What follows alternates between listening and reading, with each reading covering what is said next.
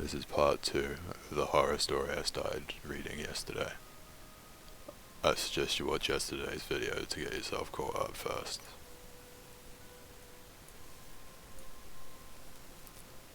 I'm sorry it's taken so long. It's been an emotional month. I felt like I'm losing my mind, or already lost it. I've been in the hospital for 3 weeks. You'll remember I left off at my wife's parents' house, not sure what the hell to do. My wife and I argued about it. My in-laws said call the priest. I told my wife we're calling the cops and that's it. The day we finally called the cops would be day 6. Not my family was still sitting on the goddamn bed, staring at the camera. I told the dispatcher there were intruders in my house, leaving out the part where they looked exactly like my family. I told her we were out of the house but I would meet the police there. She dispatched 2 units. My wife begged me not to go. I told her I had to be there. I had a foolproof plan. I would take her mum's iPhone and FaceTime with my wife while showing the police with the camera on my phone. They would see this as a fucked up situation and hopefully proceed with caution. My co-worker friend said he would come with me as well. My friend and I beat the cops to my house. Like most of you mentioned in the comments previously, I was packing heat. I have a concealed carry, so I had my 1911 45 on me. I wasn't concerned this would bother the cops, as I was going to inform them of my permit and that I was currently carrying.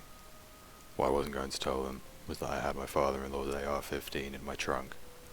It's almost funny how many of you mentioned that was the way to go in my previous entry.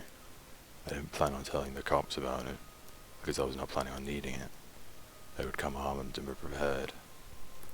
They showed up, and I let them know I was armed, and they enacted my plan. I initially told them the story. They looked at each other like I was crazy, and they didn't believe me. I FaceTimed my wife so they could see she was in fact not in the house, despite what our camera was showing. They still didn't seem to believe me, but this did pique their interest. I hung up with my wife and told her I'd call her back as soon as we knew something. So now we're sure this isn't a recording. An officer stated, repeating what I said. It's not. The day and night cycle has changed every day. Their blinking is erratic, and it's not cyclical like it was a repeat, I said. I know it's a stupid question, but your wife isn't a twin, the officer asked. I told him no. My friend spoke up. I have an idea. Turn the volume up. I'll go throw a pebble at the window. He went around back while I turned up the volume to the max. Okay, I'm tossing. We heard the light tick sound from outside, but the 1-second delay on the camera came in loud and clear through my phone. Not my wife moved at the sound of the pebble hitting the window. First time I'd actually seen her move aside from the time she wasn't on screen when I initially went inside our house the first day. She turned her head towards the window just slightly, before turning back to the camera. Okay, so this is live, an officer said. Okay, sir, I need you and your friend to stay outside here. We're going to go in and find out what's going on in here. Should you ask for more units? I asked hopefully. Not at this time. We're going to assess the situation first. They don't appear to be armed, but we're not going to be too cautious. I opened the garage for them, and they made their way in towards my kitchen door.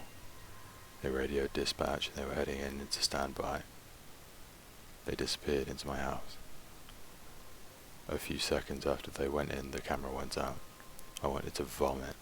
I felt like if I put my fingers in my mouth I'd be able to feel my heart since it had leapt so far up into my throat. Shit, I yelled to my friend. I immediately popped the trunk and got my rifle out and ran into the garage, my friend behind me. We got inside just in time to hear a low, guttural howl from upstairs, demonic sounding almost, along with raised voices from the police. There were several shots. Need backup, shots fired. He was cut off. Oh my god, my friend howled. He was scared shitless, but so was I. God fucking damn it, I knew it, I said, running up the stairs. My son's room is the first one you come to after getting upstairs, so his wall is also what you see as you walk up the stairs. As I reached the top, I laid into the wall of my rifle. It has a 30-round magazine, but I felt like I fired 100 shots. I fired all over the place, knowing full well the ammo would go through the wall like it was paper, concentrating on where my son's bed would be, but also near the door and towards the floor as well, in case wherever these things were thought to duck. We heard shrieks of pain coming from the room, then nothing. My friend and I paused for a long minute before deciding to go in, because the camera was still out. We heard a whimpering coming from the room. There was a dead cop in the hallway. We had to step over him. It was awful, and I'll never be able to unsee it. His head was several feet away from his body and the threshold to our guest room. We found the other cop in my son's room, right inside the doorway. He had several large holes in his torso, as if he'd been impaled. Exactly what I was afraid would happen had happened. I called the cops, and whatever these things were killed them. When we entered the room, we found the source of the whimpering was not my wife. She was laying on her back on the floor, holding her torso that was bullet-ridden and breathing heavy. The scene was awful. I can hardly put into words how awful it was. I know now, just like I did then. They weren't my family. It shouldn't have been hard. I should have been able to just go in and finish it, but instead I fell to my knees. Not my wife begged for her life. "I don't want to die, honey," she whimpered. "I wanted to have more kids. I can't die now." I looked over at not my son, who had to be dead. He'd taken 2 shots at least to the head, or whatever was left of it. He had several more in his torso and 1 or 2 in his arms and legs. If you have kids, seeing their lifeless, bullet-ridden bodies is a special kind of hell. Again, I knew it wasn't my son. But it was. I was going to be sick. I'd killed my family. I turned back to not my wife. She was acting just like my wife. Even mimicked her anxiety about death that she had had in the past year or so. It's not her, man. I forgot my friend was even there. It's not her. Shoot it. I know what you guys are thinking. How many times has this happened in the movies and you scream at your TV for the main characters to just shoot the imposter because it's not their loved one? I guess movies get it right somehow. I'll never roll my eyes at the character who can't kill an imposter again. "Please don't shoot me," it begged. My hands were shaking as I aimed at it. Why couldn't I do it? I knew this wasn't my wife. "Listen, man," my friend began calmly. "Look at it. His blood is yellow. It's not your family." Was it yellow? It was. Seeing my family slain was so traumatic, and I even noticed their blood wasn't red. I steadied my aim, and not my wife suddenly stopped begging. She began that guttural, terrifying shriek. Something black or grey started to protrude from her mouth, like a tentacle or something, and I fired. At that range, her head more or less exploded. Whatever these things were, they appeared to be mortal. I was still on my knees, and my friend was out in the hallway just outside the door. We heard the sounds of approaching police sirens. I'd forgotten one of the cops had gotten a shots fired call over the radio before being killed. It seemed like it had been hours. It had only been about 5 minutes since the police had gone in. My friend went downstairs to let the police know what to expect. I stood up and slowly made my way into the hallway. I was lightheaded and felt like I was going to be sick. My bedroom is adjacent to my son's, so the doorway is about a foot to the right of my son's doorway. My door was closed, but as I exited my son's room, my door opened. Not me walked out into the hallway, wearing exactly the same thing I was at that time. I was shocked in place. I couldn't move, but I did. It walked towards me, and its right arm turned black and morphed into what appeared to be a tentacle. It was wiggling around like a squid or an octopus appendage. When he thrust his arm at me, it solidified and impaled me through my abdomen. Then it stabbed me in the left leg just above the kneecap. I fell to the ground in pain. Its tentacle arm was wiggling again. "Why did you kill my family?" it asked. When it spoke, its voice changed pitch several times. It was my voice, then much deeper, then normal again. It alternated several times, saying that one sentence. It moved in closer. The rifle was gone, but I still had my .45. I pulled it out and got a shot off on its right knee. It howled. As Not Me fell to his knee, I fired a couple more shots, getting 2 into its abdomen and left side of its ribs. It breathed heavily for a few seconds before I used the last of my strength to aim a proper and shot Not Me in the face. Its blood was also yellow. I lay there bleeding out, thinking this was it for sure. I still had some strength from adrenaline kicking in, so I took my belt off and tried to make a tourniquet for my leg. With my stomach wound, it was hard to give it a good yank to tighten it. I then took off my shirt and balled it up and packed my stomach wound and applied as much pressure as I could. Being a nurse probably saved my life. I passed out, but the measures I took must have kept me alive long enough for EMS to arrive. I heard raised voices and the sounds of pounding coming from up the stairs before I went out. It was probably a cop, but I felt pressure from somebody trying to keep my wound packed before I went out. I was in and out of consciousness as EMS arrived, along with probably every cop in the city. I was wheeled downstairs and put in an ambulance. While I was being loaded onto the gurney upstairs, I heard cops freaking out, and rightfully so. They'd lost 2 brothers, and there were 3 other bodies. Did he kill his brother? Are they twins? Probably referring to Not Me's dead body. Or his whole family? Put him on armed guard while at the hospital. He'll probably be getting charged. As I was getting placed into the ambulance, I saw my friend talking to a group of about 10 cops, all listening very intently to what he was saying. I went out again in the ambulance. I woke up in the ER. My wounds had been treated.